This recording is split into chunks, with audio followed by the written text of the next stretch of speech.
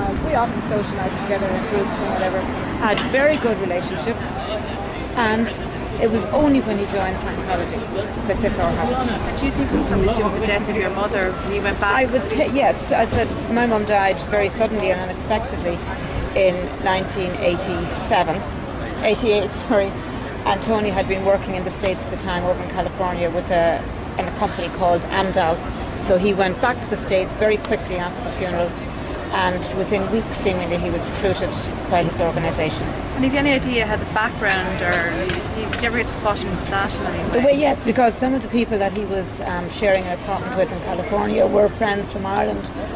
So once we discovered that this was our organisation, once we started getting concerned about it, we contacted those friends who also were concerned, and they basically said, and a leaflet came in the door advertising Dianetics as a self-help group, and that's literally how he got into it. But they just happened to catch him, I think, at a very vulnerable time when he was away from family, at a time where he was suffering with huge grief. He had been very, very close to my mother, and I think he found it, when he was home for the funeral, he found it very difficult to talk to people.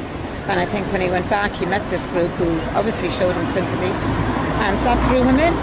And it took us, this was back, as I said, 88, it took us a couple of years before we realised that the organisation he was involved in was something that we should have been concerned about. How did you think of it first? How did you describe, Initially it was like, he's an American, there's so many of these self-help groups and whatever. We weren't concerned about it. But it was about 2 years later, a couple of his friends actually came to us and said, this organisation he's in? And then there was a Time magazine article. What year was that, Dennis? 91. 91. The 80s, right? Yeah, late 80s. And I think that was when we really kind of suddenly got this, God, is this what he's actually involved in? He'd been talking about Dianetics, not Scientology. So we didn't realise what either of the two of them were. So it was only, I think, when we saw this Time magazine article and we started to investigate it that we actually said this is something that, could potentially be serious and dangerous. Then he started talking about giving up his job and going to work for them full time. But used to come over to you? Oh yes, he did. Yeah. He had moved home. He had moved back to Ireland. He was only in the States for 6 months on this work placement for his company. So he was back working in Ireland, and he used to come in to do his courses here in this headquarters here in Abbey Street. At that stage, they had a full shop front and they had basement. They had shop downstairs. They had a bigger looking organisation than they seem to have today. And was Gerard Ryan there at that time? Gerard Ryan was there at that time as well, yeah.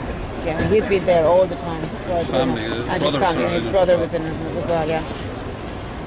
So when you were all back, he was back living in Dublin, you were living in Dublin, you were seeing him a lot. I'd say not an awful lot. We'd see him in and out. It was on, he started talking about, he had changed personality-wise, yes. He had become more distant, and everything was talked about in a much more objective way. Emotionally, he seemed to be distancing himself from us very early on. Did you think of any particular day or an example or chat you had, or you kind of went, something's going on here, or this there was one. My nephew at that time was about 2, I remember. We must have gone back years ago, and he was sitting at the kitchen table and he reached out his hand to touch the teapot, and he actually touched the teapot and nearly burned himself. And I said to him, why didn't you stop him? He'll never do that again. He's learned from his mistake. So it was like really odd kind of little things that he started talking about and saying and doing that we really just didn't understand. You understand now? Yeah. Well, my belief now is that he's under complete mind control. Why else would he have distanced himself from his whole family? We've had no disagreement with him about anything except our concerns about him being in Scientology. And once we started questioning and asking what he was doing, he started pulling back and didn't want to talk to us.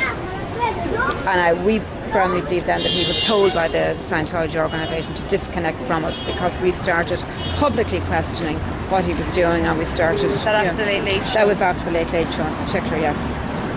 Because... and do you ever regret doing that? No, do you think? No. Very happy we did that. Approximately a year later, I was giving a lift home to a woman that I was doing a college course at the time, and I had offered a lift home to somebody, and I don't know how the conversation came up about Scientology, but it did, and she says to me, was that your brother on the Late Late Show?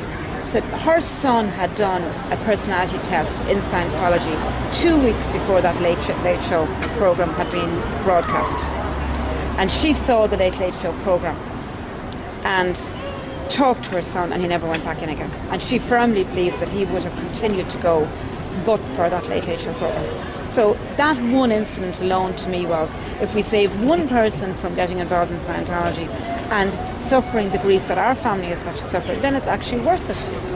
And how do you see now this Christmas again? You know, another Christmas. Oh, it's every Christmas. This is now, as I said, been for so long now, and it is sad and it is hard. But I do think we're doing the right thing to stand up and to state constantly, this organisation has had a huge impact on my family. I have lost a relationship with a brother. My children have an uncle that isn't in their lives and should be. Tony was a very affectionate, caring person who I think would have loved, even if he hasn't a family or children of his own, would have been a very loving uncle, but for this organisation. So how do you understand Gerard Ryan then? I think Gerard Ryan, I feel sorry for Gerard Ryan. I think he is under complete mind control. He is a huge victim of this organisation. And I would imagine he owes millions at this stage with all the kind of activities that have been going on. So he probably owes millions to head office, wherever it is at this stage. But he runs the place, doesn't he? He runs the place, but have you ever seen anybody in there? Like, any time I've ever walked past here, I walked past here on Thursday, I was going somewhere. There's no lights on there during the week. There's nobody in there. I'd love to know all their claims about the number of people they have as Scientologists in Ireland. I haven't met any of them except Gerard Ryan in recent years. I haven't seen any of them. There's nobody else standing or speaking for Scientology in Ireland except Gerard Ryan. If all these people are in Scientology that he claims they are, where are they? I just don't know where they are.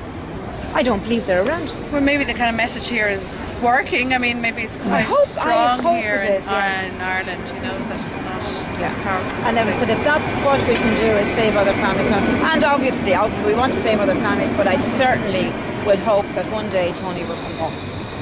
And as a family group, we will all do everything we can to help him reintegrate back in if he comes back. I said, we will always have that hope.